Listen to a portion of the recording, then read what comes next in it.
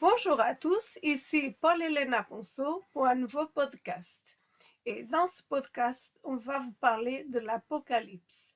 Mais on va vous parler de l'Apocalypse à plusieurs niveaux. Mais avant de continuer, je voulais vous annoncer que j'organise avec Léna le samedi 1er mars 2025 à Paris une conférence sur le thème des différentes humanités. On parlera bien évidemment des humanités parallèles, mais aussi et surtout des différentes humanités que l'on rencontre au quotidien. Donc là, je n'en dis pas plus, mais c'est de l'information inédite qui est basée sur des témoignages, qui est basée également sur de la recherche scientifique, sur le travail de pionniers comme le docteur David Jacobs et sur énormément de textes anciens.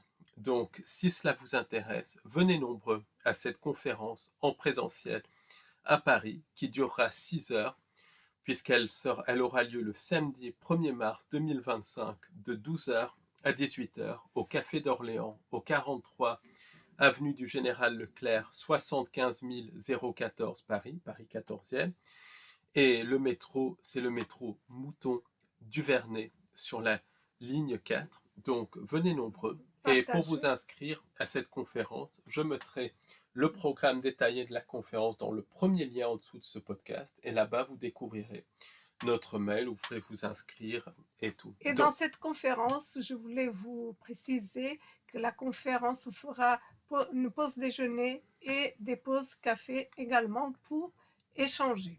Donc, Paul Ponceau organise également un webinaire le samedi 15 mars 2025 de 18h à 22h. Et dans ce webinaire en direct, je parlerai du monde de l'illusion. Illusion au niveau des 5 sens, mais aussi illusion astrale, manipulation de la perception par les entités. Et surtout, je donnerai des pistes très simples pour transcender cette illusion. Donc, si ce webinaire, et c'est inédit.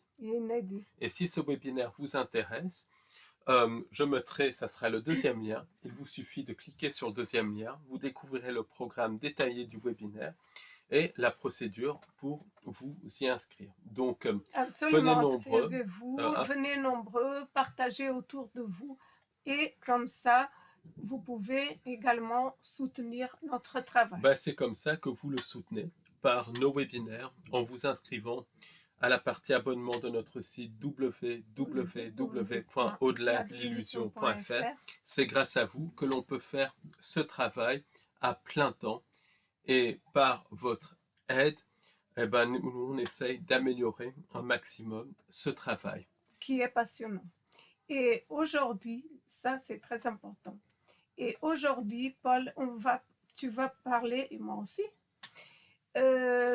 par rapport à l'Apocalypse. Qu'est-ce que tu as à nous dire par rapport à l'Apocalypse? Alors, l'Apocalypse, c'est un mot qu'on entend à toutes les sauces, et la plupart des gens pensent que c'est la fin du monde. Alors qu'en réalité, l'Apocalypse, ce n'est pas la fin du monde. Même étymologiquement, ça vient du grec, et ça veut dire révélation. Et l'Apocalypse, on va voir que ce n'est pas la fin du monde, ni même une révélation à proprement parler, même s'il y a une révélation contrôlée. C'est tout simplement un script qui a été mis au point par, vous allez voir qui. Mais c'est en tout cas une origine non humaine. Est-ce que tu penses que c'est aussi pour mettre les gens dans la peur? Absolument, absolument. Ça a été complètement mal interprété. Le terme dès le début, ça a été mal interprété. Donc l'Apocalypse, ça vient d'un texte biblique dans les évangiles qui s'appelle l'Apocalypse de Jean, le livre des révélations. Et ça a été écrit à peu près, selon les historiens classiques, en l'an 95 par Saint Jean. Donc cet Apocalypse, c'est en fait une révélation. Et c'est globalement des visions où Saint Jean, selon la légende, voit apparaître donc le règne de l'Antéchrist et le retour du Christ, pour faire extrêmement simple. Donc, c'est un texte, qui vient qui vient globalement de vision. Et qui dit vision dit entité sans âme.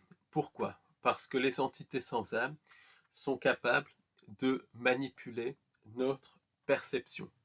Et tout laisse à penser que les entités sans âme ont manipulé la perception de Jean. Donc il a probablement vécu des phénomènes physiques où des entités sont apparues et ont manipulé sa perception pour qu'il voie ce qu'il décrit dans l'Apocalypse de Jean. Après, il y a eu tout un traficotage des sociétés secrètes aussi qui sont connectées aux entités non humaines, mais globalement, il y a ce phénomène de manipulation par des entités non humaines. Du reste, je vais aller même plus loin, beaucoup de religions partent de visions comme cela. Donc on peut citer par exemple, des religions comme la religion mormone par exemple, qui est partie de l'apparition d'un ange. Dans le christianisme, l'islam et le judaïsme, il y a énormément d'apparitions. Dans les religions comme l'hindouisme et tout ça, il y a aussi beaucoup d'apparitions. Donc beaucoup de religions partent d'apparitions. Et beaucoup de religions englobent très clairement un message global qui est un message d'amour, mais qui est ensuite déformé de manière subtile par ces apparitions. Et beaucoup de visions, il faut le savoir, sont inspirées par des entités sans âme. Ce sont même des entités sans âme qui sont capables de modifier leur apparence, de se faire passer pour ce qu'elles ne sont pas. Par exemple, ces entités sont capables de manipuler la perception. Autrement dit, elles apparaissent physiquement parce que beaucoup de ces visions, il ne faudrait même pas utiliser le mot vision, mais beaucoup de ces apparitions sont des apparitions physiques. C'est au-delà de la perception, c'est des phénomènes physiques. Même quand on lit la Bible, le buisson ardent, c'est des phénomènes physiques par exemple. Donc c'est des entités qui sont physiques, qui sont extradimensionnelles et qui sont capables de manipuler notre perception et de modifier leur apparence par des technologies, très simplement. Et ces entités, on les voit dans énormément d'apparitions religieuses. Par exemple, beaucoup d'apparitions mariales sont très clairement connectées à ces entités. L'apparition de Fatima au Portugal, il y a eu l'apparition de la Vierge Marie donc devant les 3 petits bergers. Cette apparition a été suivie du soleil qui dansait dans le ciel. Il y a un militaire français, le contre-amiral Gilles Pinon, qui a écrit il y a quelques années un livre où il montre ses recherches, où il explique que l'apparition de Fatima, c'est une apparition d'ovni, donc d'entités non humaines, d'entités extradimensionnelles qui modifient la perception. Du reste, 2 des 3 petits bergers de Fatima sont morts très très jeunes. Et ça montre bien que l'apparition ne les a pas protégés. J'irai même plus loin, je dirais que l'apparition a contribué à leur mort, parce que beaucoup de contactés vont mourir jeunes, vont avoir des problèmes de santé. C'est le syndrome du contacté qui a été décrit par des gens comme John Keel, qui a été aussi décrit par d'autres chercheurs, notamment Lon Strickler aussi, qui en a parlé, et l'équipe de Paranormal Roundtable en parle, on a également parlé. Ce syndrome du contacté, c'est quelque chose qu'on retrouve partout, et beaucoup de personnes qui sont contactées par des entités non humaines vont avoir d'abord des problèmes financiers, ça va crescendo, ensuite des problèmes de couple ou des problèmes familiaux où vont se retrouver isolés, et ensuite vont finir par vraiment littéralement tomber malade et parfois décéder. Et John Keel avait constaté ça, et en fait, il a appelé ça le syndrome du contacté. Mais on retrouve le syndrome du contacté chez les témoins d'apparitions religieuses, chez les contactés, chez aussi beaucoup de médiums, chez aussi beaucoup de channels, chez aussi beaucoup de personnes qui ont vu des phénomènes cryptozoologiques. Ce qui montre que tous ces phénomènes sont au moins connectés, et ils sont connectés par la présence de ces entités qui sont prédatrices, qui manipulent nos perceptions et qui s'accrochent à nous. Donc, par exemple, un autre cas très célèbre d'apparition mariale, c'est l'apparition de Lourdes. Là, c'est pareil. Comme à Fatima, il y a des preuves matérielles. Des gens ont vu Bernadette en train de parler à cette entité. Bernadette aussi a parlé d'Immaculée Conception, alors qu'elle ne pouvait pas connaître ce thème qui était employé par la haute hiérarchie catholique de l'époque. Donc, c'est évident que c'est authentique. De toute manière, les contacts, les apparitions sont authentiques à 99%. Il n'y a pas de mytho là-dedans, contrairement à ce que disent les sceptiques. Il n'y a rien à gagner Non. à inventer des choses comme ça. Et Bernadette, c'est clair qu'elle n'avait rien à gagner. Et vous allez voir pourquoi. Ensuite, l'entité, soi-disant pour tester sa foi, lui a fait manger de l'herbe, de la terre et tout. Donc on voit bien que ce n'est pas un être de lumière qui fait ça. On voit bien qu'il y a une manipulation. Donc ensuite, il y a une source qui a été découverte et une eau soi-disant miraculeuse. Et effectivement, il y a des personnes, il y a eu des miracles qui ont eu lieu. Mais ça s'explique par la technologie des entités sans âme pour entretenir les systèmes de croyance, pour qu'il y ait que quelques miracles pour entretenir les systèmes de croyance. C'est le jeu des entités, un jeu pervers, et elles se nourrissent en même temps des milliers de personnes ou de millions de personnes qui vont à Lourdes en attendant un miracle qui n'arrive pas, puisque c'est elles qui décident du miracle. Et puis il y a aussi l'effet placebo, mais ça c'est encore une autre chose. Mais il y a des miracles authentiques et c'est voulu. Et c'est pas miraculeux, c'est la technologie de ces entités. Alors Bernadette, ce qu'il faut savoir, c'est qu'elle est morte à 36 ans et que sa famille, après ça, a connu la ruine. Donc on voit toujours ce syndrome du contacté. Thérèse de Lisieux, c'est pareil. Thérèse de Lisieux, apparition de la Vierge Marie, elle va au couvent, elle est séparée de sa famille, très grande tristesse, et ensuite elle meurt à 24 ans. Donc c'est pas et dans de la souffrance, c'est pas des gens qui ont c'est très triste. Donc on voit bien que l'on n'a pas affaire à des êtres de lumière. On a affaire typiquement à du syndrome du contacté. Pour les apparitions il y a aussi deux autres apparitions, Notre-Dame du Lot dans les Hautes-Alpes et la Salette.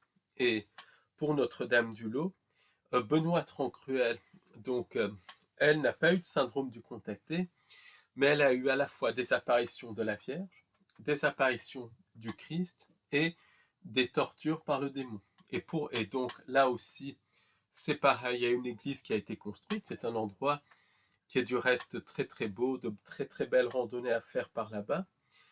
Et, du reste, on a pas mal échangé avec les prêtres, les religieuses là-bas qui sont ouverts d'esprit. Donc ça c'est hyper, hyper intéressant. Mais quand on voit le cas de Benoît Trancruel, on voit bien qu'il y a une manipulation de la part des entités qui se font passer, à la fois qui se montrent sous leur vraie forme, sous la forme démoniaque parce qu'on a affaire à des démons, puis ensuite elles se font passer pour le Christ, pour la Vierge Marie, pour entretenir des systèmes de croyance. En fait, c'est un espèce de scénario qui se met en place. Le mot est lâché, scénario. C'est un scénario. Pervers parce que quand tu dis que quand il y a des miracles qu'il y a eu, du reste, il y en a eu, ah oui, oui, et authentifié. Je vous recommande du reste une chaîne donc, qui s'appelle Inis. Donc c'est une chaîne qui est religieuse, qui est catholique.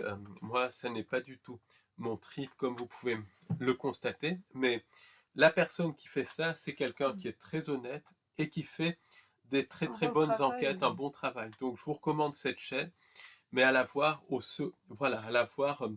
second degré, sans rester attaché à l'aspect religieux, mais c'est intéressant l'enquête qui mène sur les faits. Et voilà, on sent qu'il y a voilà, moi je sens en tout cas qu'il est honnête et c'est très intéressant les documentaires. Donc n'hésitez pas à aller voir. Et puis, ce que je disais, c'est que c'est pernicieux parce que il va y avoir certains miracles, mais ensuite, il va y avoir beaucoup de manipulations parmi toutes ces apparitions. Et ça, c'est vraiment voulu. Oui.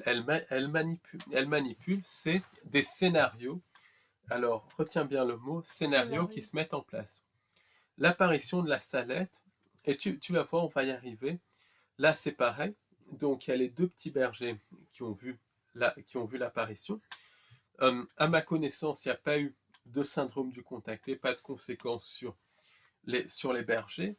Mais là, il y a eu tout un message de fin du monde imminente, un message de punition et tout ça, que l'humanité allait être punie plus ou moins et tout. Enfin, c'est un message qui met vraiment dans la peur. Donc, évidemment, les petits bergers ont vu quelque chose, l'apparition est authentique, ils ont vu une entité non humaine, mais l'entité n'est pas ce qu'ils pensaient être. Ils ont eu affaire à des manipulateurs cosmiques. Donc, ce qui est très important, c'est que il y a parmi les apparitions des apparitions qui sont d'authentiques êtres de lumière. Ça, il faut le souligner. Par exemple, il y a des personnes qui ont vu des figures religieuses leur apparaître et qui ensuite ont été guéries. Mais là, il n'y a pas de système de croyances qui se sont créés. Il n'y a pas eu Conséquences de négatives. conséquences négatives. Il y a juste eu apparition, un message très clair qui a guéri des personnes ou qui a aidé des personnes. Donc, Sur le sur moment, le c'est ça. moment, sur le moment. Donc, est-ce que c'est des personnages religieux qui ont vraiment apparu? Parce qu'après tout, les personnages religieux ont existé et certains ont pu vraiment transcender ce système de croyances et s'ouvrir à leur vraie humanité. C'est une possibilité. Ou est-ce que c'est le moi supérieur ou des êtres de la vraie lumière, de la vraie création, qui, pour aider les personnes, ont pris la forme de personnages religieux? Toujours pareil, toujours est-il qu'il y a des cas, quelques cas d'apparitions religieuses qui ont aidé des personnes dans l'ici et maintenant, qui n'ont pas généré de système de croyance et où il n'y a pas eu de conséquences négatives, juste un message et une aide, voilà, direct. C'est comme quand quelqu'un dit « Ah, je vais te rendre service, il ne rend pas service », ça c'est bidon, mais quand quelqu'un dit « Je t'aide » et qui rend service, ça c'est pas bidon. Là c'est pareil, voilà, il y a une aide immédiate. Il y a une aide immédiate, il n'y a pas de promesse en l'air et tout. Donc, mais c'est extrêmement rare. Mais pour dire qu'il y a une minorité d'apparitions qui sont issues de la vraie lumière. Mais la plupart sont issues malheureusement de ces entités Manipulatrice. manipulatrices. Donc, on voit bien que ces entités jouent sur deux tableaux, qu'elles font des scénarios. On voit bien quand on étudie le récit de Bernadette de Lourdes, quand on étudie par exemple, quand on va sur place à Notre-Dame du Lot et qu'on voit l'histoire de Benoît Rancruel, donc il y a un espèce de parcours qui parle un petit peu des apparitions et tout, on peut aussi en discuter, même dans l'espèce de basilique, il y a des bouquins sur ça et tout, c'est intéressant. On se rend bien compte qu'il y a un scénario qui est scripté. Quand on va à la Salette, c'est pareil, un scénario qui est scripté. Donc, on se rend bien compte qu'il y a quelque chose. Pour les religions hindouistes, il y a des apparitions religieuses aussi, pour beaucoup d'autres. Hein. Et on voit bien que les scénarios sont scriptés. C'est un script qui se joue, où les mêmes entités peuvent parfois, comme c'est le cas à Notre-Dame du Lot, jouer le rôle du gentil, donc du petit Jésus et de la Vierge Marie, et du méchant, le diable. En fait, leur vraie apparence, c'est des entités démoniaques ou djinns, peu importe comment on les appelle, mais qui modifient leur apparence pour générer des systèmes de croyances, pour prendre le louche de la personne contactée, en fait, disons le mot, et pour parfois générer des systèmes de croyances. Donc, c'est exactement pareil dans les cas de contact. Dans les cas de contact, il y a un scénario qui est mis en place par les entités. Elles jouent sur les deux tableaux. Par exemple, il y a le contact d'Elena Danaan, cas classique. Elena Danaan, son contact est authentique. C'est évident, j'en ai parlé et j'en reparlerai parce que les contactés, c'est pareil. Il n'y a pas de mensonge là-dedans. Ce qu'ils disent, c'est vrai. C'est la réalité qu'ils ont perçue. Et quand on lit son livre, quand on voit son témoignage, surtout avant l'année 2020-2021 où il y a eu un basculement, bon ça c'est pour d'autres raisons, mais quand on voit les témoignages d'Elena Danaan il y a quelques années, on se rend bien compte que ce qu'elle a vécu, elle l'a vécu dans sa chair. On se rend compte qu'elle a vécu des abductions effroyables par des entités effroyables et qu'ensuite, elle a soi-disant été sauvée par des entités qui se sont fait passer pour des pléiadiens, pour faire simple. Simplement, quand on analyse, les entités pléiadiennes ne peuvent pas enlever les implants des gris.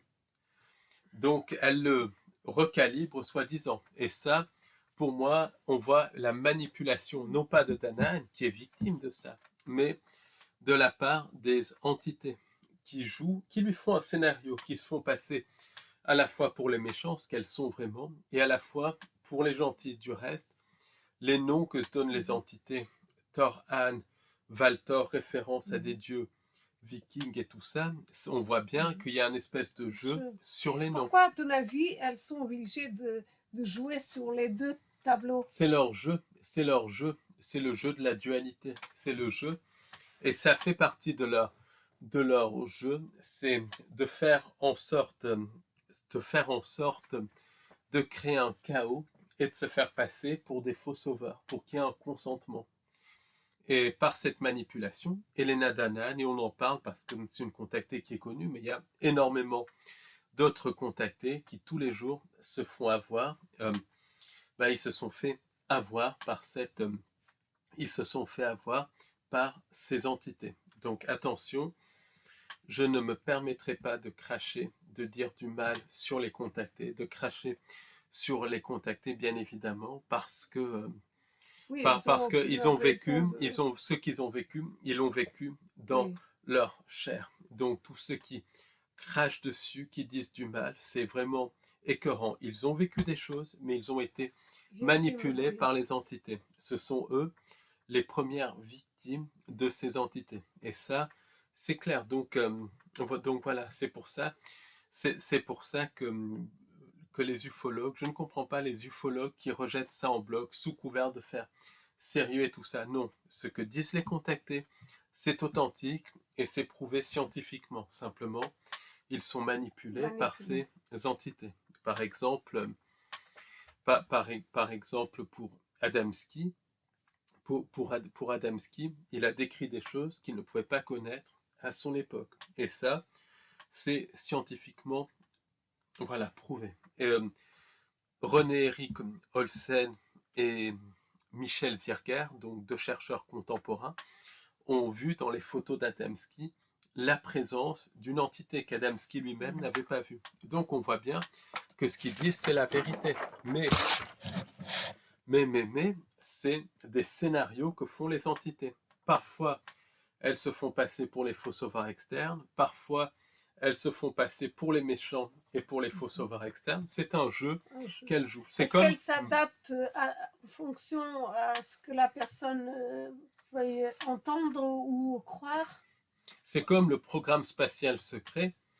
Beaucoup de personnes, beaucoup d'imbéciles, disons les choses très clairement, disent ah, c'est mytho, c'est du mytho, c'est du mytho. C'est comme par exemple certains chercheurs américains, pour faire plus sérieux et tout ça, disent que le programme spatial secret, c'est du mytho, circuler, il n'y a rien à voir. Non, le programme spatial secret existe, c'est une réalité absolue.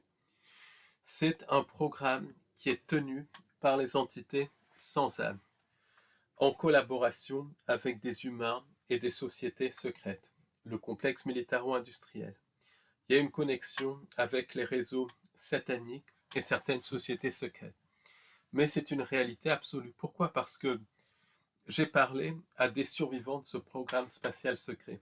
Une personne qui est du reste assez active en France, avec qui j'ai longuement échangé, qui m'a parlé de ce qu'elle a vécu dans les programmes spatiaux secrets. Donc 40 ans de programme spatial secret, puis une régression en âge, ce qui est absolument conforme à ce qui est dit aux États-Unis. Une personne aux États-Unis m'a parlé de ça. Eve Lorgen a parlé à énormément de personnes qui ont vécu ça. Là, on vient de parler à une autre dame qui a vécu ça, donc c'est une réalité absolue. Des personnes sont enlevées, recrutées, je dis bien physiquement, par les entités sans âme et le complexe militaro-industriel et amenées dans d'autres dimensions, où ils sont parfois contraints à vraiment commettre des atrocités, des guerres et, et tout ça. Et ensuite, ils sont ramenés dans le temps, et certains ne sont même pas ramenés. Beaucoup disparaissent. Ceux qui parlent, c'est une minorité, malheureusement. Donc, pour bien comprendre le programme spatial secret, je vous conseille d'aller voir, la chaîne Super Soldiers, les super soldats de James Rink. Il y a pas mal de témoignages intéressants, même si je ne suis pas d'accord avec tout ce qu'il dit. Ça donne vraiment une idée de ce que c'est. Et je vous conseille, je vous conseille également les témoignages de Rodriguez, comment il s'appelle, Tony Rodriguez, qui parle de ses 40 ans, de ses 20 ans, donc dans les programmes spatiaux secrets. Et pour les francophones, je vous conseille d'aller sur la chaîne de Gélico, donc Histoire et Révélation, et il y a André A.S., donc André A.S., c'est ça, un survivant du programme spatial secret, qui parle de ses expériences. Et vous verrez, c'est terrifiant, mais c'est malheureusement une réalité. Aussi. Michael Salla. Mais Michael Salla, le problème, c'est très intéressant, mais il s'est fait vraiment prendre, manipuler par les entités, en fait. C'est ça le problème, même s'il y a beaucoup de bonnes choses à prendre, il y a une manipulation via des contactés par les entités. Mais ça n'empêche, oui, que c'est une bonne source d'information pour avoir une idée. Mais tout ce qui est dit dans le programme spatial secret, c'est bien comprendre que ça existe, mais quand il y a des messages des entités, se méfier parce que ces entités manipulent. Elles sont manipulatrices. Elles se font passer pour ce qu'elles ne sont pas. Les Amérindiens en parlaient comme des tricksters. Les musulmans savaient que ces entités étaient des djinns. Donc, ils en parlaient comme des tricksters. Même les gnostiques en parlaient comme des archontes, des démons qui manipulaient. Donc, dans le programme spatial secret, les survivants sont amenés dans d'autres dimensions. Mais dans ces autres dimensions, ils sont manipulés par des entités. À la fois, les entités leur font commettre des atrocités, mais pour qu'il y ait une espèce de consentement, elles manufacturent des scénarios où elles se montrent telles qu'elles sont les méchants, mais après elles se montrent sous un autre angle, l'angle des gentils, pour les manipuler par le programme du faux sauveur externe et tout. Et du reste, avec cette survivante française du programme spatial secret, on a parlé de tout ça, elle a compris la manipulation. Donc c'est très très important. Mais il y a une manipulation de ces entités lors des programmes spatiaux secrets. En plus, il y a l'implication du complexe militaro-industriel. Donc il y a un contrôle mental de la part des entités, mais aussi de la part du CMI. Est-ce que ça serait le même cas que Madame X, par exemple, qu'on a pu rencontrer? Madame X, c'est encore différent. C'est des voyages dans des timelines différentes et tout. Mais, dans les timelines, ce qui est intéressant, c'est qu'elle décrivait cette intégration des entités dans la société. Et justement, les survivants du programme spatial secret sont utilisés malgré eux par les entités pour faire la promotion de cette intégration. Donc, puisque les entités vont à la fois se montrer telles qu'elles sont pour le consentement et parce qu'elles font des atrocités, mais aussi elles vont se présenter comme des faux sauveurs externes et utiliser les survivants des programmes spatiaux secrets pour ensuite propager le, mythe du faux sauveur externe. Et c'est ce qui est arrivé avec Corey Goode. Corey Goode, tout le monde a craché sur lui d'idées des horreurs sur lui, mais Corey Goode, à la base, son témoignage est authentique. Simplement, il s'est fait leurrer par les entités. Et les Blue Avians, par exemple, dont il parle, c'est des formes d'entités issues des mondes des intelligences artificielles qui l'ont manipulé via le programme du faux sauveur externe. Ensuite, il y a cet aspect manipulation de la réalité, cet aspect contrôle mental aussi, donc bien évidemment que leur perception est manipulée. Mais pourquoi je dis ça? Parce que dans le programme spatial secret, il y a ce scénario qui est mis en place par les entités non humaines. Donc, il y a cette manipulation, et il y a très souvent cette propagande donc cette propagande qui est donnée aux survivants des programmes spatiaux secrets avec le programme du faux sauveur externe. Ça, c'est quelque chose à noter, c'est quelque chose qui est là. Ils sont manipulés via le programme du faux sauveur Donc, il externe. y aurait un scénario pour chaque personne, autrement dit. Les entités manipulent la réalité comme un jeu vidéo. Donc, elles font des scénarios, et c'est physique, hein, parce qu'ils voyagent bien physiquement dans d'autres dimensions et tout, mais via le contrôle mental, via la manipulation de la réalité, le scénario est fait sur mesure pour chaque personne en fonction des systèmes de croyances de la personne et tout.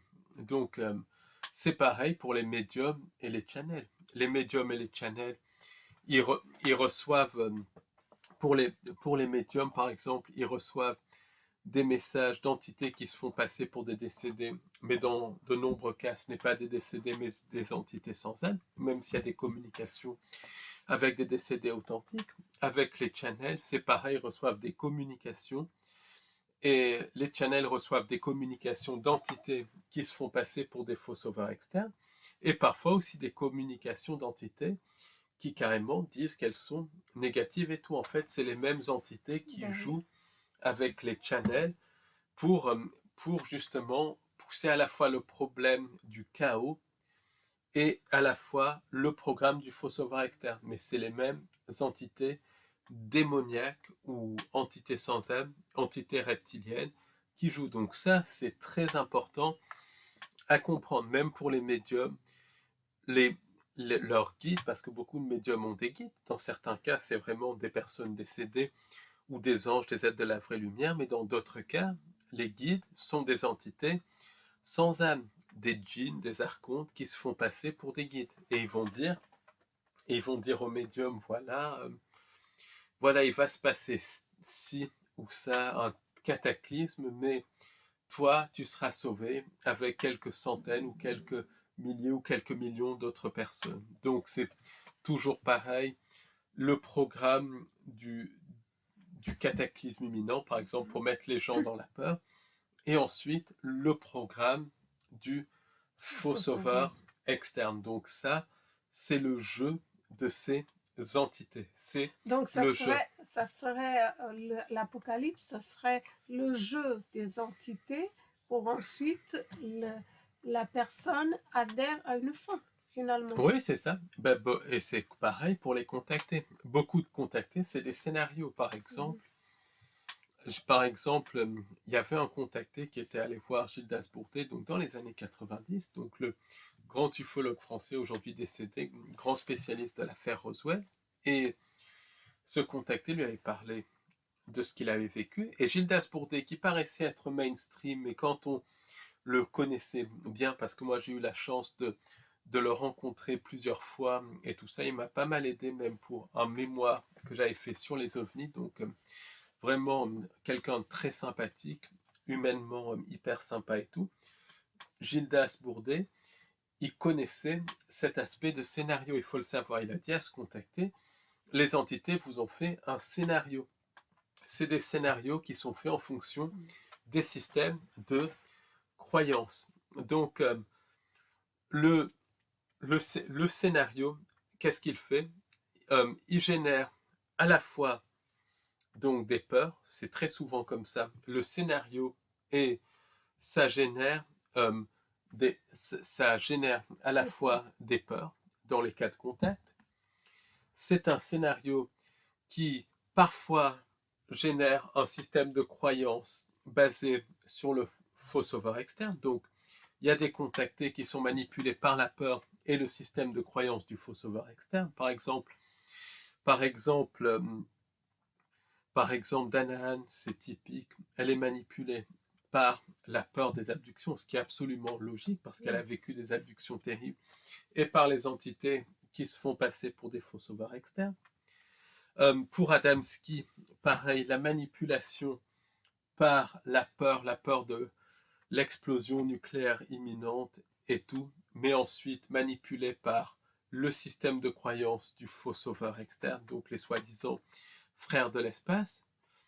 Et les scénarios, c'est très souvent comme ça. Il y a une dimension de peur, dans presque tous les cas, une dimension du faux sauveur externe, et ensuite, il y a cette espèce de perception de l'arrivée imminente d'un faux sauveur externe. Beaucoup de channels sont manipulés comme ça. Oui, c'est Ne une vous inquiétez perception, pas. mais c'est basé aussi sur des programmes profonds. C'est des programmes qui ont été mis par les entités. Okay. Le programme du faux sauveur externe et tout, donc elles savent où attaquer. Donc par exemple, pour beaucoup de channels, il y a un message de cataclysme imminent. Ça, c'est très souvent le cas, ou de catastrophe imminente. Mais ensuite, ne vous inquiétez pas, nous, on est là pour vous aider, mais la Terre devra faire un nettoyage. Donc ça, c'est déjà de l'eugénisme, mais aussi le programme du faux sauveur externe. Mais c'est une manipulation qui fonctionne bien parce que c'est fait sur mesure pour coller à la perception du contacté et de l'abducté. Donc, la plupart des gens tombent dans le piège.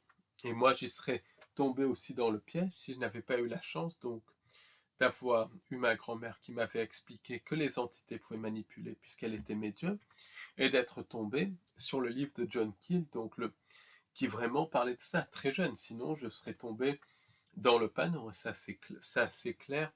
Cela dit, c'est un travail de discernement pendant tout il faut énormément de discernement. Et même dans les abductions,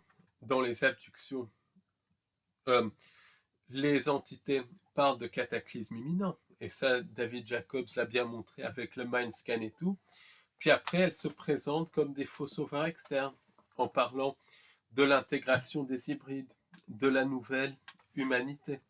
Elles jouent sur les deux tableaux. Et ça met à la fois dans la peur, et ça met aussi à la fois dans l'attente du faux sauveur externe. Par exemple, il y a des chercheurs, je ne dirais pas les noms ici, mais qui sont là, béats d'admiration, à attendre les hybrides issus des programmes d'abduction. Les hybrides, c'est pas pour notre bien, c'est pour remplacer l'humanité et nous infiltrer. Et pour comprendre ça, venez à la conférence carrément du 1er mars. Et puis, parce qu'on va vraiment parler de ça. Et lisez le livre de David Jacobs, il marche parmi nous, parce que c'est vraiment hallucinant. C'est tout sauf pour notre bien.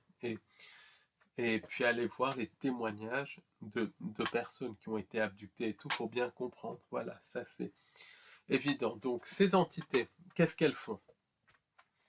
Elles vont prendre le contacté et vampiriser le louche du contacté lors de scénarios qui ont lieu dans la réalité physique, dans d'autres dimensions, dans cette réalité, mais peu importe, c'est physique. Le contacté est contacté le plus souvent encore physique. Et ces entités vont utiliser les peurs profondes du contacté pour l'accrocher, ensuite se présenter comme des faux sauveurs externes, donc le contacté va donner sa dévotion aux entités et elles vont vampiriser son louche. Donc après, très souvent, les entités vont se fixer au contacté puisqu'elles agissent au niveau physique et psychique et astral. Elles vont se fixer au niveau du corps astral de l'abducté et le vampiriser jusqu'à littéralement très souvent l'épuiser, prendre son énergie vitale et parfois même le tuer, d'où le syndrome du contacté.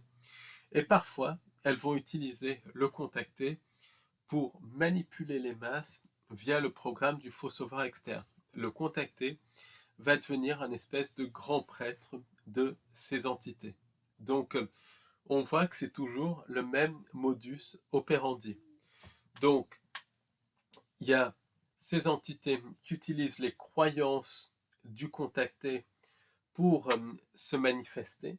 Ensuite, elles utilisent le contacté pour transmettre un message de peur quelque part, mais en même temps un message du faux sauveur externe, qu'elles sont là, qu'elles vont nous aider et tout, pour vampiriser le louche du contacté et le louche des masses. Ensuite, il y a très souvent destruction du contacté. Et pour l'Apocalypse de Jean, c'est exactement ça. Ça ressemble à un scénario des entités. Donc, Jean, peu importe qu'il ait existé ou tout ça, mais en tout cas, c'est basé sur un ou plusieurs scénarios de contact ou d'Equidam ou Saint-Jean, s'il a existé, peu importe, sont contactés par des entités qui manipulent leur perception ou manipulent la réalité pour qu'ils aient des visions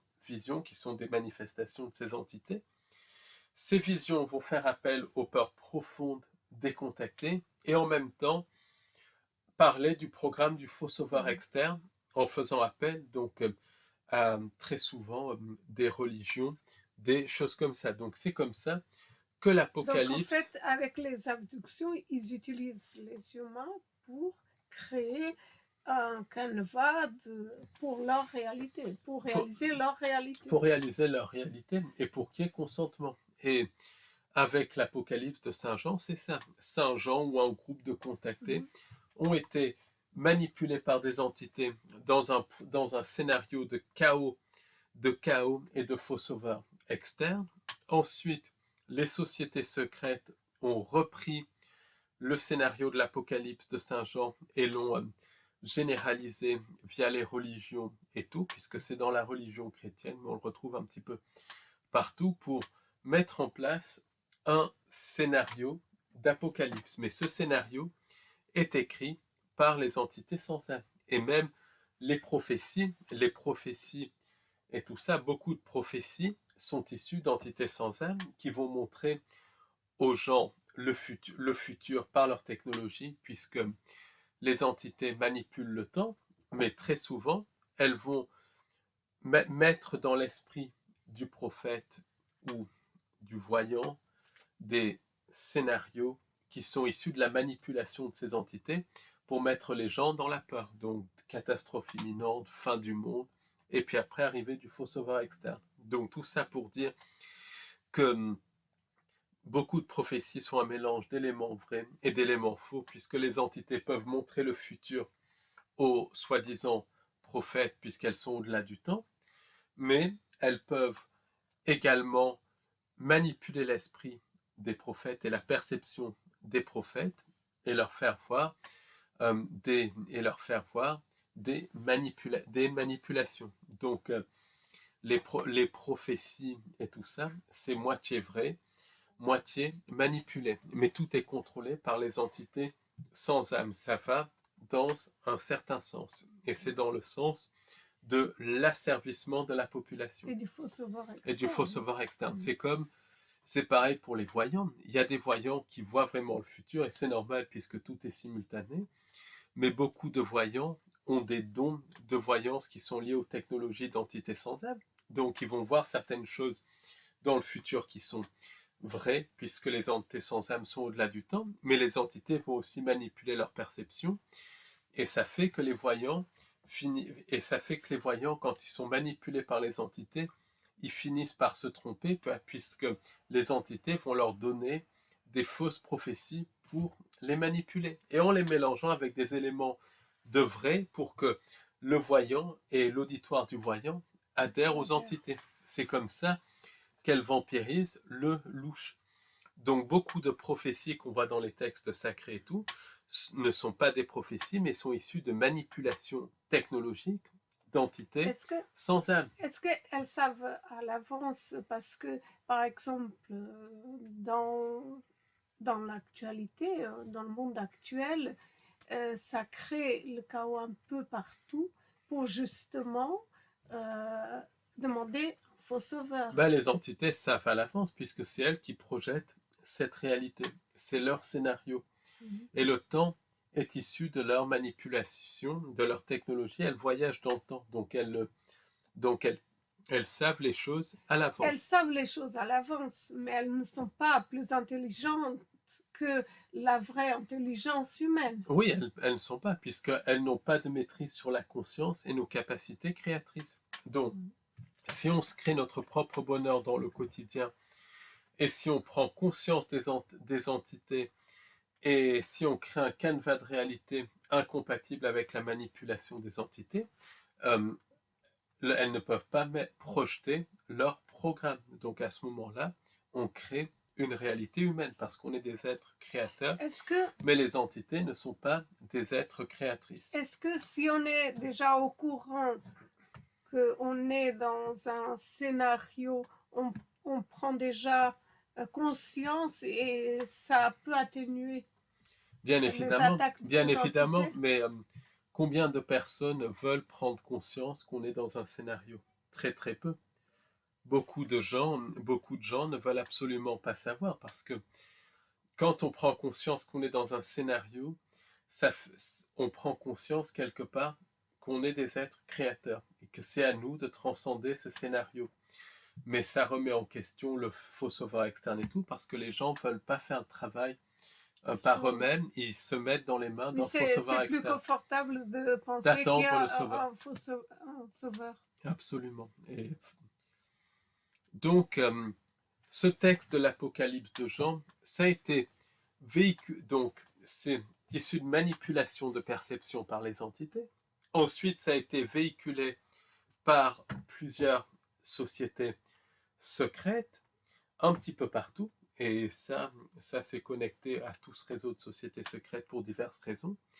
Et c'est devenu le texte de référence, non pas seulement pour les chrétiens, mais un petit peu pour toutes les religions, y compris les hindouistes, les bouddhistes, tout le monde parle de l'Apocalypse. Ça a été renforcé aussi par des contacts et du channeling qui parlent de ce même scénario d'Apocalypse, de manière différente, mais c'est un scénario. En fait, l'Apocalypse de Jean, il faut le voir comme un scénario qui est là pour agir sur la perception, pour que les gens soient dans la perception d'un chaos imminent, pour que les gens demandent l'arrivée d'un faux sauveur externe. Donc c'est quelque part une opération de manipulation de la perception pour que les gens soient dans une peur d'un chaos imminent.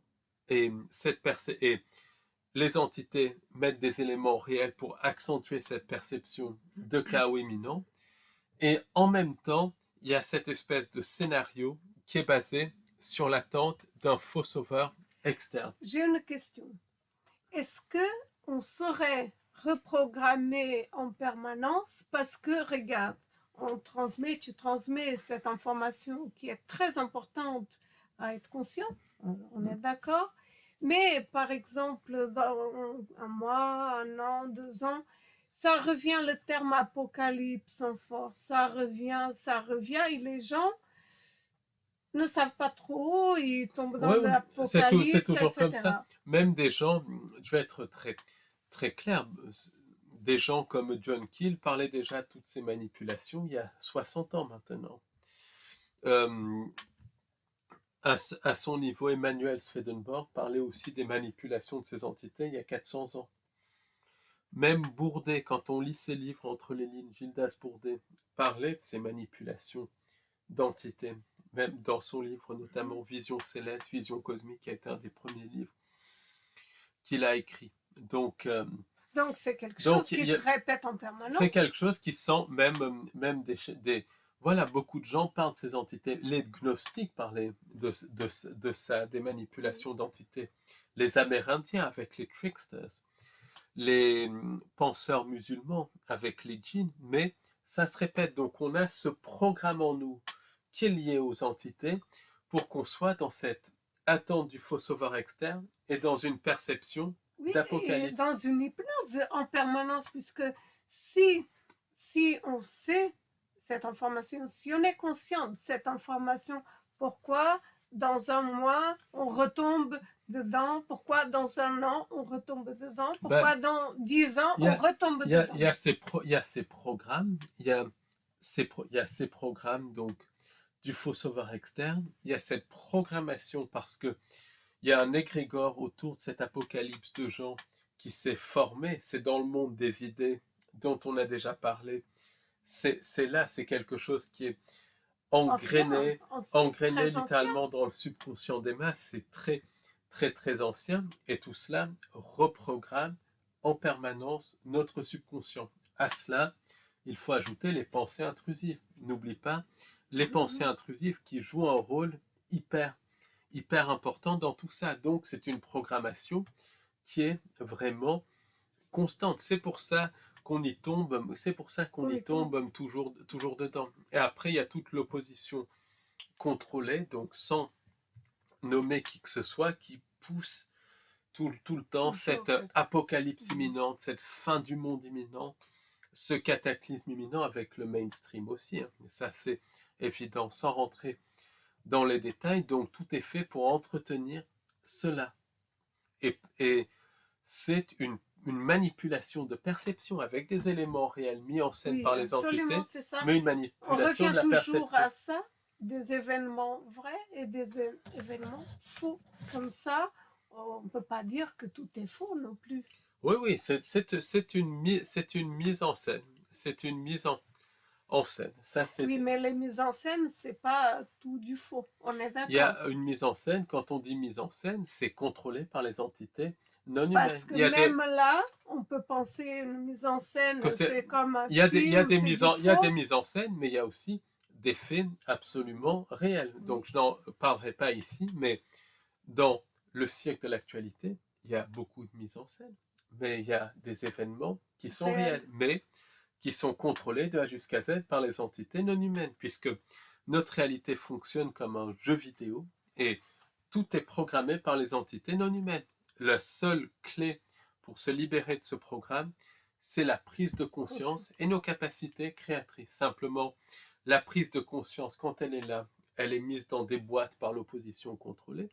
Et nos capacités créatrices, personne ne veut tenir compte de ça. Pourtant, c'est hyper important. Donc, ce qu'il faut bien comprendre, c'est que cette apocalypse de genre, elle est ancrée dans le subconscient des masses. Des contacts d'entités l'ont renforcé énormément. D'où le channeling, ça la renforce. Le thème est là, même si c'est pas forcément la même chose. Le thème de cataclysme imminent, de faux sauveur externe est là. Le New Age pousse, le New Age pousse ça. Par exemple, quand le New Age dit il faut du nettoyage et tout ça, il faut aller très bas pour pouvoir monter Tout et est tout. parfait. Voilà, ça c'est typique, tout est parfait, tout est un plan de Dieu. Non, c'est pas un plan de Dieu, c'est plutôt le plan du diable, c'est pas le plan de Dieu. Voilà. Mais en tout cas, c'est tellement ancré dans notre subconscient, c'est des égrégores tellement puissants que c'est très difficile pour qu'on s'en détache. Et puis, donc ça en est tout pour cette première partie de notre série sur l'Apocalypse, de notre mini-série sur l'Apocalypse.